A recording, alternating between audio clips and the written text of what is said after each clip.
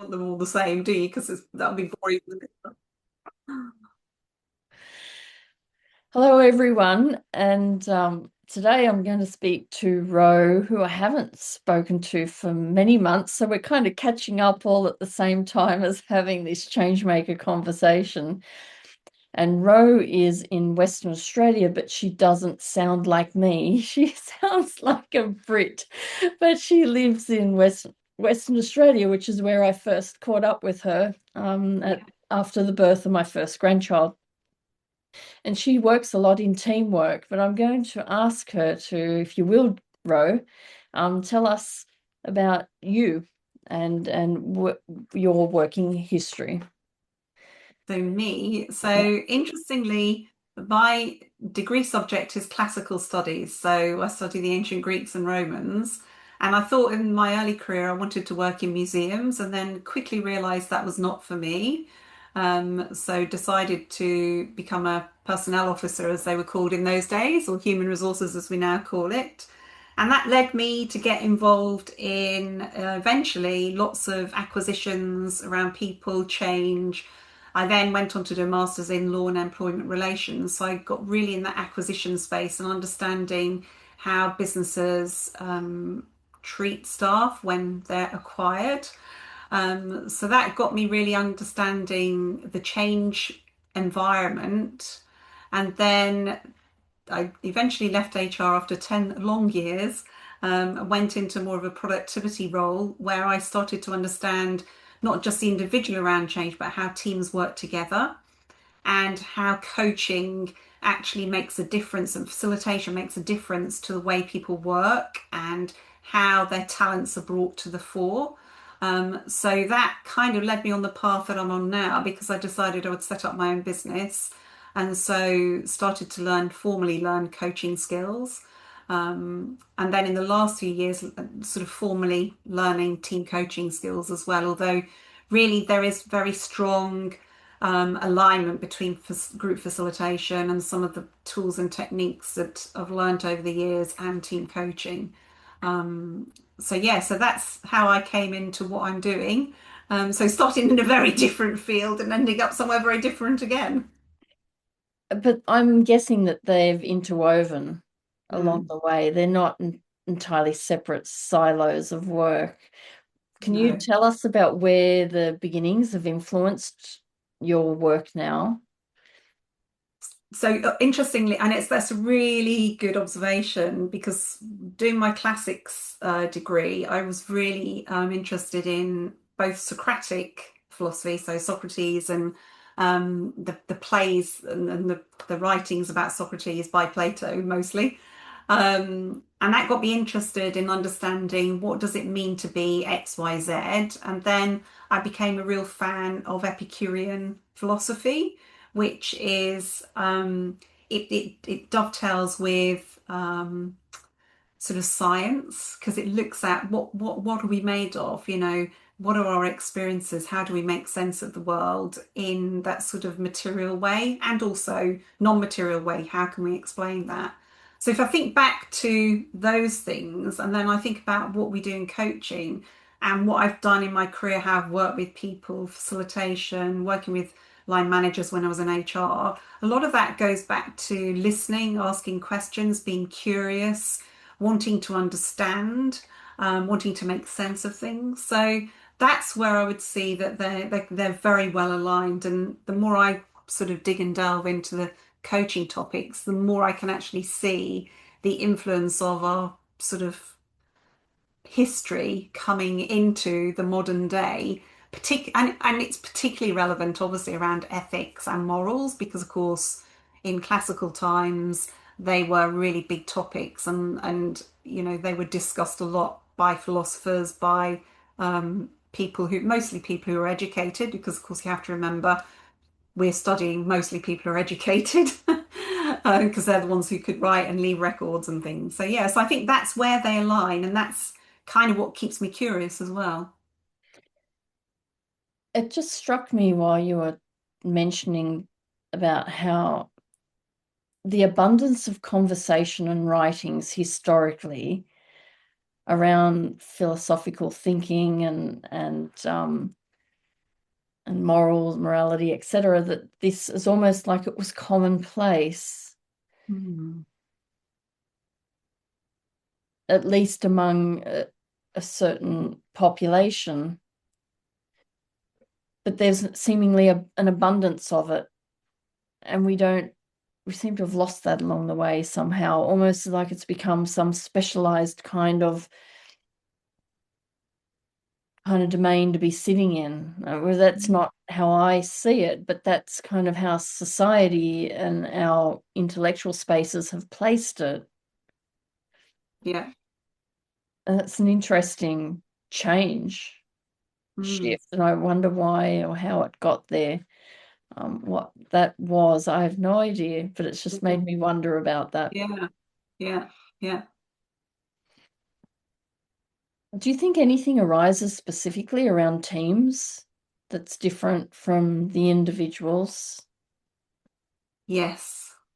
Definitely. So, um, I'm going to try and stay focused here because I could go at many tangents. You know me well, don't you? So I could go at many tangents here. So I definitely think they're different because I think when we're in our own head as individuals and when we're coaching one-on-one, for example, we're coaching the individual. Yes, they bring with them all of that stuff. And in Aboriginal culture, we have this notion that you bring your ancestors into the room with you. They're constantly there. And I think when we're coaching one-on-one, yes, the system is definitely there. However, we usually work with the person in front of us. Whereas when you're working with a team, the system becomes even more um, present because you've got the complexity of the different conversations that go on in teams. That is complex in itself. You've got all of those individual things coming into the room, which then affect how people are interacting with each other. You've then got what's happened to them immediately they come into the room and have the conversation. You've then got what's happening in the wider system. And then, there's also the stuff that is going on in the broader social system, the geopolitical system as well. So when you think of that, just in that one thought, that explains why teams are so complex because A, we don't know what's going on in people's heads, and sometimes they don't know what's going on in their heads either. But that plays out in the way that they work with each other or don't work with each other. So it is way more complex. Um, and it's a different kind of coaching to coaching one on one. I've tried to be very focused there in that answer. I just took you blindsided there with that question, but it's okay. Yeah, I mean, I guess I recall someone saying to me who's been trained by someone else who does a lot of work in the system space, who's not Australian and not in Australia. Um, but this other coach who's been trained in that quarter asked me about, well, they just said that they found it really difficult to use the thinking. That they weren't, almost like they weren't sure what was required of them to coach systemically. But that kind of told me that maybe the training wasn't doing the job it needs to do. Mm, So that was one thought that came to my mind, that this person who is pretty well versed in coaching, etc., that they were struggling with what was landing on their doorstep. mm. Um, and so it just made me wonder about how the complexity of it and how you can pass it apart to actually work with it, and even to train people in that so it doesn't become this intangible written word complexity, then trying to bring it into the spoken word and working with people. Yeah, yeah, Have you got any thoughts that come from that little thing that's yeah. stuck in my I, head I there? think I think that's a really, really interesting reflection. And I guess so. Obviously, when we're doing our training, when we're doing our learning, and I've done heaps of learning in this space, you know me, I really get involved in what I'm doing and I get interested and go down rabbit holes. So the way that I kind of bring myself back up and think, okay, how can I be in service of this team? How can I actually work with them so that they've got something that they can work with themselves? And it's just simple things like asking, what is it you're noticing that is happening at the moment? What else might be at play here? What have you noticed about the organization? What have you noticed about how you've come into the room? It's just getting their awareness first of what they're noticing, because when they are able to name it, they can then start to work with it. So you've you kind of got to understand that yes, it is very complex. However, how can you as the coach create a space that is simple enough that then opens up a conversation? Because once you open up that conversation, you will then, and I think that, just to go to one side here, I think the challenge for team coaches is that, we want to perform. We want to be seen to be doing a really good job and adding loads and loads of value.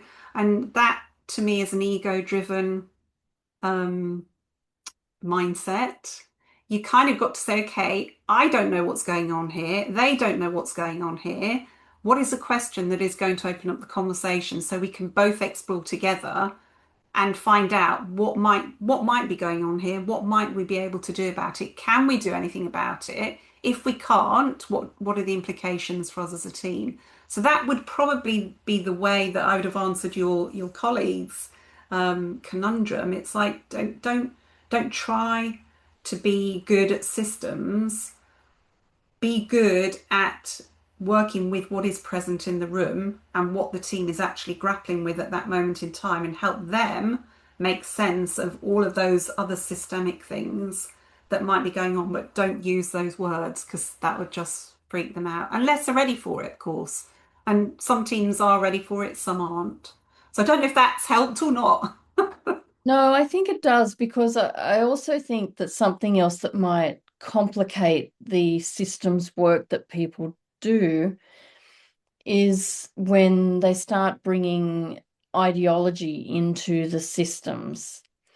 And then it's like, well, I'm not really being totally open. For me, I'm not being totally open to what's here and looking at even the different perspectives that are here.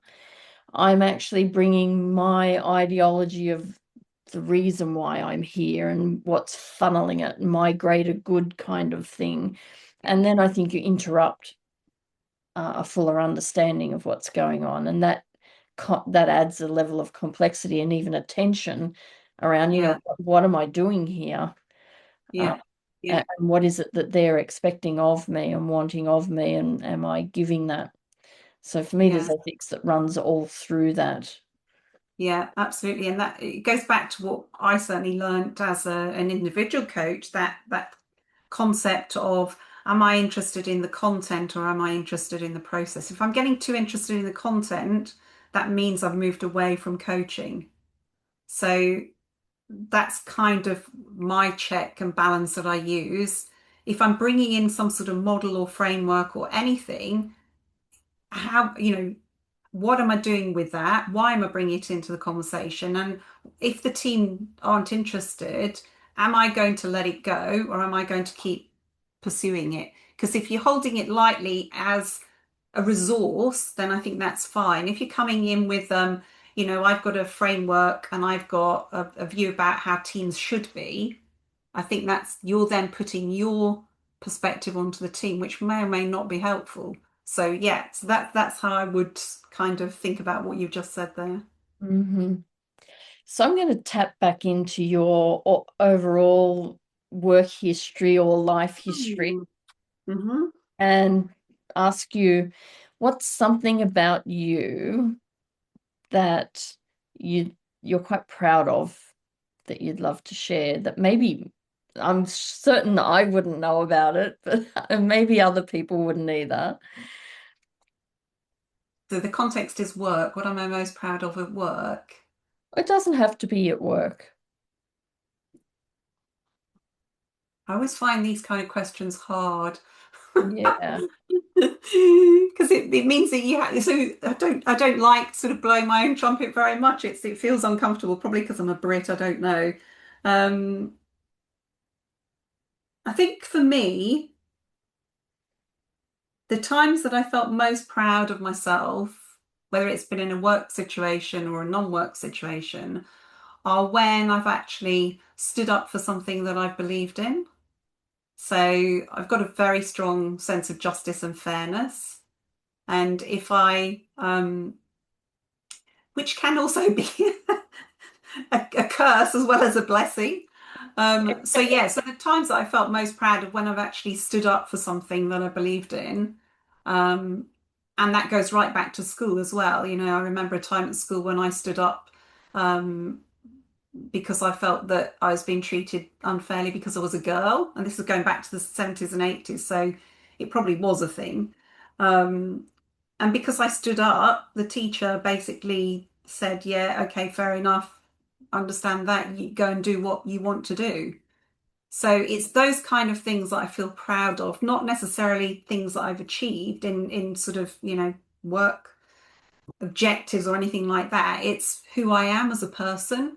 And when I felt less proud of myself is when I've not actually followed my own moral and sense of justice. If I feel that, and also if I feel that I've done something that goes against my own principles, that's when I don't feel as proud. So yeah, that doing something, standing up for something that I believe in, that's when I felt most proud. Geez, talking back to school days reminded me of something of my own back in school days. And interestingly, it was a girl on girl thing, Oh, but in relation to when I was at school, I had a lot of guy friends. I got along really well with the guys. There was just less complexity in being with them and less nastiness, and it just was so delightful to be with them. And so I was being, deemed by a couple of significant girls as having behaved in ways that I hadn't. And, I think that was just fueled because I got along with them well, and that's who I hung out with, and it was reciprocal in nature. So, and yeah. then of course this one girl wanted to fisticuff me, and I'm like, I'm not a fisticuff person. So I'm like, that's just not going to happen. I just blatantly said to her, well, that's just not going to happen.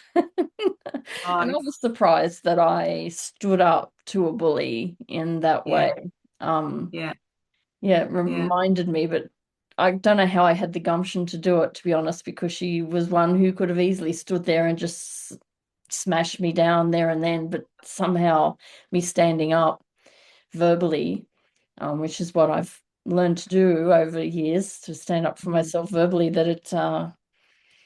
nothing ever come from it.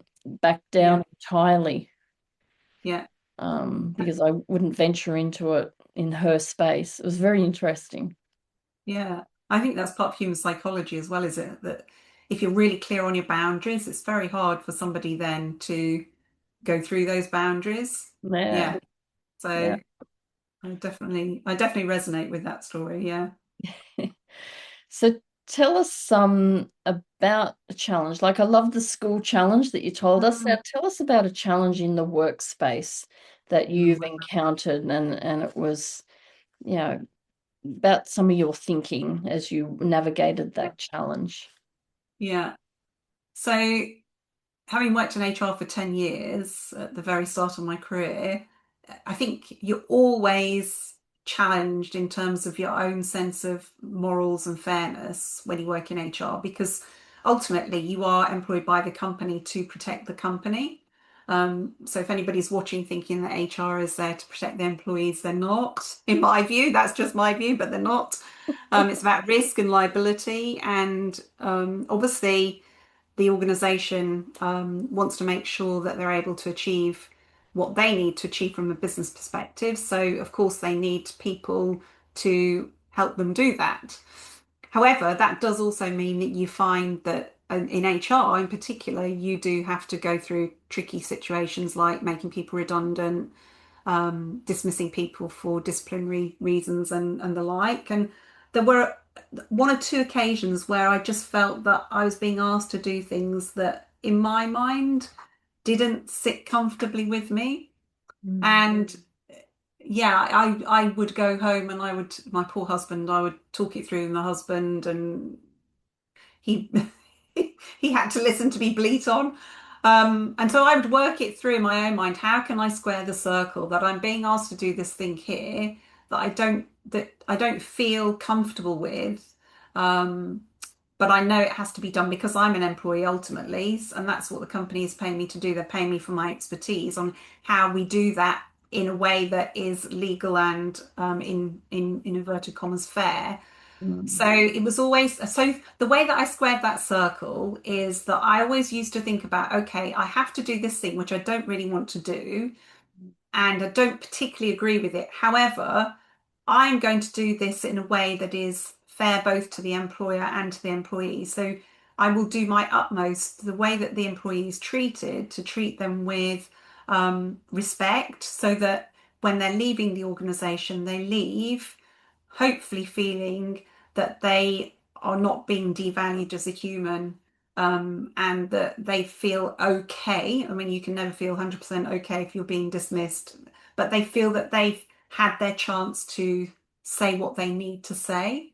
So that Mm. was kind of how I squared the circle. And I remember one of the very last things I did when I worked in HR was that exactly that I was there both for the employee and for the employer, and I made sure that both sides had their say, um, and that the person leaving the organisation felt with that, you know, they left with their dignity intact.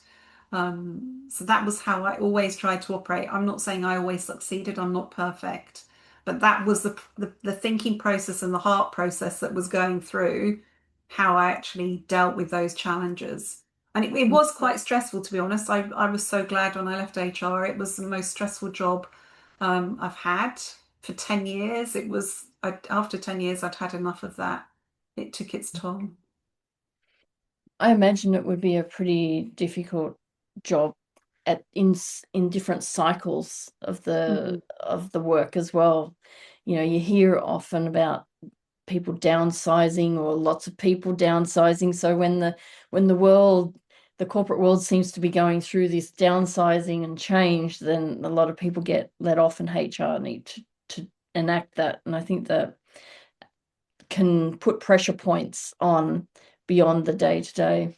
Yeah, yeah, yeah. It'd be interesting to know how many HR people leave as a consequence of walking through that kind of Mm, work as well. yeah. Yeah, I definitely think it takes a certain type of person to work in those environments. I'm just not it. So what's something that you're taking from that work that helps you in your current work? So the key thing, and it goes back to what you were saying earlier, is that remember there's always more than one perspective.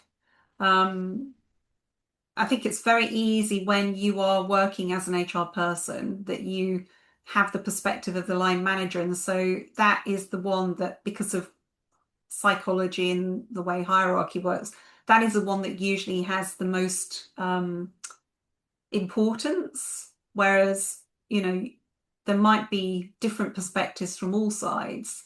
So it's really keeping that in mind that just because, you know, you're hearing one thing from one person doesn't make it the truth, that you have to canvas other perspectives, and then you've kind of got a jigsaw puzzle, particularly when you're working with teams, and that first sort of entry point into working with the sponsor and the line manager or team leader, and then meeting the team. You can't, it's like a jigsaw puzzle that you're trying to pull together. So you've got pieces of the jigsaw puzzle, and you know it looks like it's a piece of sky over here, but it could also be a piece of grass over here, or it could be a windmill over here, whatever it might be. So you're doing that mental gymnastics to pull all of those jigsaw pieces together to give you a sort of a rough view of what the whole looks like, so that you can go in there with at least some notion of, you know, what's your working hypothesis about this team, and holding that lightly as well, because you could be completely wrong. Once you set foot in the room with the team, you then get more data. So you're constantly adjusting your notion of what is happening here. Um, and that then informs how you work with the team. And that's, I think when one-on-one coaches go into team coaching, that's what they maybe don't appreciate as much, because the training is quite sort of mechanic. You know, you're learning things, you're learning processes, you're learning how to do stuff. It's really more about the thinking process that goes on. All the Mm, other stuff is in your kit bag already. You don't really need to worry about that. mm-hmm, It's how you do the thinking, how you work out how you're going to approach the team, how you're going to work with the team, how you're going to work with the team in that moment. There are mm-hmm, always times when you go, oh my God, I've got no idea what I'm doing here.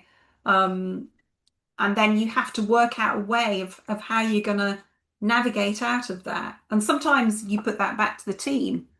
I'm completely lost here. Does anybody else have a better view than me? Because obviously that then helps the team realize that it's okay to be vulnerable as well. So keeping those perspectives, understanding that there is no one truth, and using that as your starting point for how you work, I think is probably what I've taken from my whole career, and seeing different organizations, different teams, different leaders, different managers, different employees. It's understanding that people are just people and you need to really deal with that.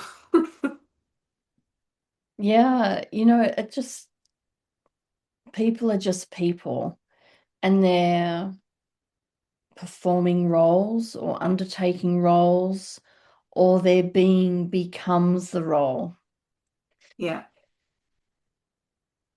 And pulling all that out and then bringing it together so it's actually a healthy balance of all those things. Mm. Because I imagine if you get stuck in one or the other, you're Yeah. going to fall over a little bit in Yeah. some way. Yeah. It's that role lock, isn't it? I think is the technical term, where people get so overly identified with their role that they can't see beyond that. Mm-hmm. Um, and I mean, we could talk for hours about that, because it's really interesting how that's playing out at the moment in the wider sphere. But yeah, we all have needs and wants, don't we? And that's what drives our behaviors. And it's fascinating. Human behavior is fascinating. Um, and I think that's another thing that drives what I do, that I'm always curious. I want to understand how do we work as human beings? There's no one unifying theory about how we work as human beings, and that is fascinating in itself. I imagine the stuckness or the muddiness of working with a team where you have multiple people that are identifying strongly with their role. And I just trying to think of how, pulling that apart and getting some daylight between the human and the role, Mm, the yeah, functions they perform, how they see themselves in their workspace, yeah, to give it more flexibility, malleability to let more different kinds of ideas and thinking arise in the daylight. yeah. And there are certainly techniques and tools you can use to help with that. You've got things like perceptual positions. You can assign them observer roles in the team, so they're actually watching what's going on. There are different tools and techniques. Ultimately, though, you have to work with what's in the room. So you don't know how to deal with it until it happens. And then even then you might not know. So you're constantly testing, okay, is this working? No, it isn't. Okay, what else could I try that might help? And then you also have to keep asking your question, what's my work to do? Is it for me, or is it for the team, or is it for the individual? And that goes right back to that conversation we had earlier about ego, that you're not there to fix the team. It's the team's responsibility. You are there to help them look at things differently, test ideas, ask them questions, get them to be able to coach themselves, so that when you finish the assignment, they're at least able to do, a half decent job at asking themselves those questions. So I think that's important as well to note that your job is not to fix a team. It's not to fix the individuals. It's to help them navigate a way through that makes sense for them as a team.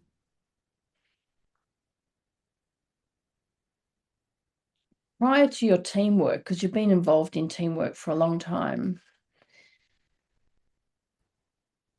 how long were you doing one-on-one coaching for? Or did you slip into team coaching early? I'm not sure about that transition.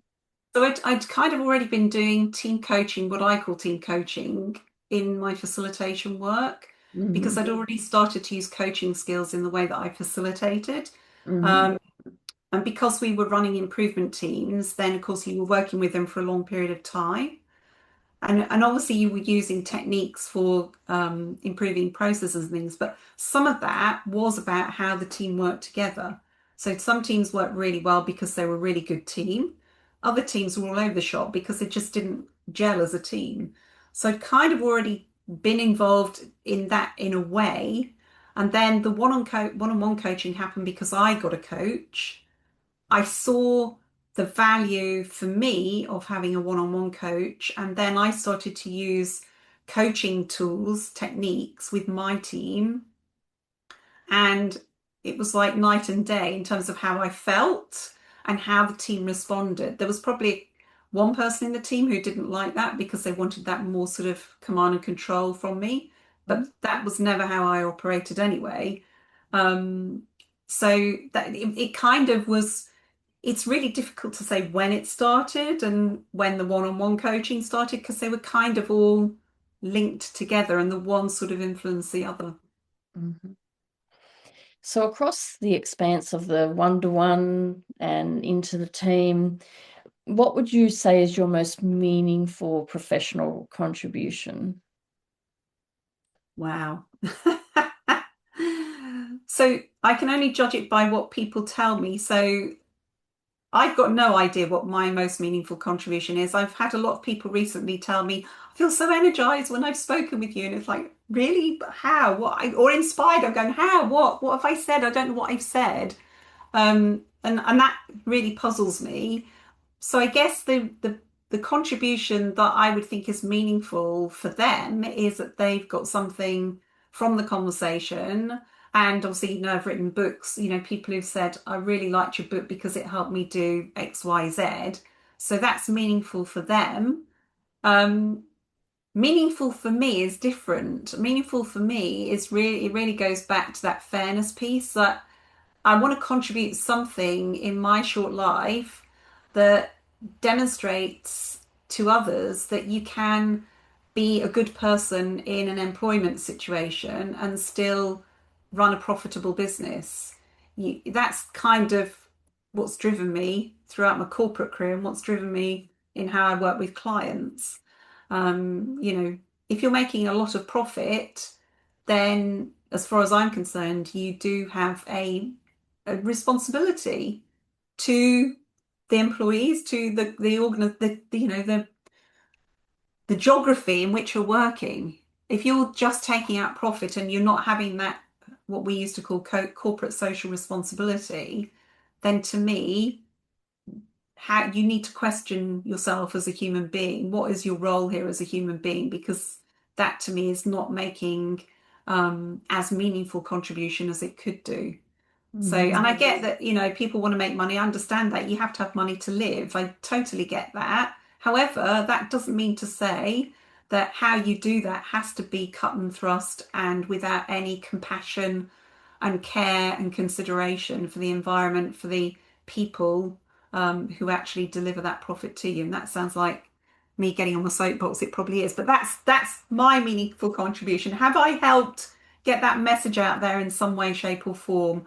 I don't know whether I have or not, but that's what I would like people to think about the books that I've written, that it's actually talking about those kind of things, which does go back to what I learned when I did my classics training, philosophy, ethics. It was all about understanding meaning and what's the value of our life here on earth. Curiously, I read an abstract of an article overnight that's that was saying that those who follow, I need to read the whole paper, I have to Mm. say. So it is just the abstract, but I was really intrigued. It was that for those who follow meaning, find meaning and seek meaning in their work, that they could be inclined to, well, they were more inclined to behave unethically. And I need to Interesting. read the whole paper to see exactly what's going on there. But yeah, it's a You really better send that intriguing, to me then. it's an intriguing outcome, and I'm just like, Yeah, it's just the abstract that I read. So I that sounds very intriguing. yeah, my mind is going on different directions about that and how that could be so. And the first thing that comes to mind, without having read the paper in full, I really want to really highlight that, Yeah, yeah, yeah, is that the individual notion of finding meaning and not a collective meaning, that potentially that's where it could head into, yeah, especially if you're in an organization that isn't strong on ethical principles, etc., that then it could be easily to be submerged into spaces and behaving unethically as you're self-seeking your meaning objectives as yeah, opposed to a collective meaning. yeah, I think yeah. that is a potential, but I have to read the paper. Yeah, That's no, why I I'm get that genuinely out. interested to read that. So let me know. Yeah, just thinking individual to systems and things and Yeah, how that could play out. I thought it's really interesting. yeah, So we're nearing the end of our call, and as I asked you about what you think your most meaningful contribution has been, you did move into a little bit about what you would like it to be. But yes. I'm going to put it to you again to see what else arrives. That if you were to look back in time, putting yourself in time ahead and then looking back, and what would you like your contribution to have been?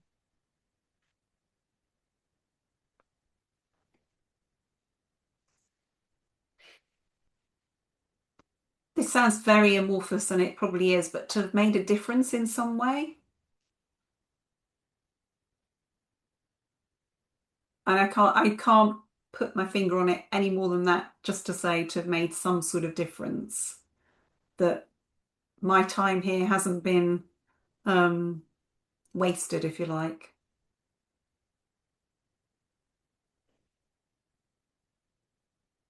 Any final words you'd like to leave us with? And it's been a really interesting conversation. As always, we always have interesting conversations, and it's made me think deeply. And I like that because I think often um, we don't think about these things enough. So I really like the fact that you've made me think deeply about stuff that I probably haven't considered for a long, long time. So I've really enjoyed it. I hope the people listening have enjoyed the conversation as well. So yeah, no, it's been great. Really, really interesting. Really interesting. So I'm going to say, on behalf of Ro, be fair, be just, and be kind. Yeah. And thank you so much for having a Thank chat you. with me, Ro. Thank you.